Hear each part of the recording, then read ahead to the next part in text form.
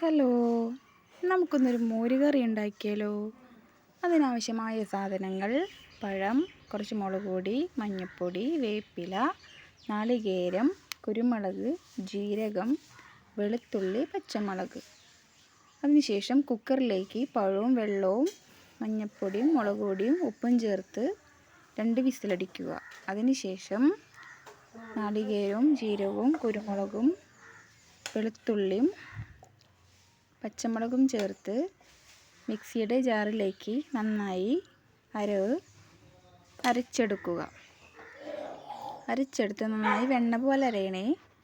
അതിലേക്ക് ശേഷം കടുകും ഉലുവയും ഉണക്കമുളകും വേപ്പിലയും ചേർത്ത് ചീനച്ചട്ടി വെച്ച് കുറച്ച് വെളിച്ചെണ്ണ ഒഴിച്ച് അതിലേക്ക് കടുകും ഉലുവയും നന്നായി പൊട്ടിച്ചെടുക്കുക. കടുക് അധികം കരിഞ്ഞു പോകരുത് കേട്ടോ. കരിഞ്ഞു പോയാൽ മോരുകറി കയ്പ്പരസം വരും. കടുകും ഉലുവയും നന്നായി പൊട്ടിയതിന് ശേഷം അതിലേക്ക് ഉണക്കമുളക് ഇട്ട് നന്നായി മൂപ്പിച്ചെടുക്കുക. അതിലേക്ക് വേപ്പിലയും ഇട്ട് നന്നായി ഇളക്കുക. ഉണക്കമുളക് നന്നായി ഒന്ന് മൂത്ത് വരണം. അതിലേക്ക് നമ്മൾ അരച്ച് വെച്ചിരുന്ന അരപ്പ് ഒഴിക്കുക. അരപ്പ് നന്നായി ഒന്ന് മിക്സ് ചെയ്ത് അരപ്പിൻ്റെ ഒരു നിറം മാറുന്ന വരെ നന്നായി ഒന്ന് ഇളക്കി മാറ്റുക.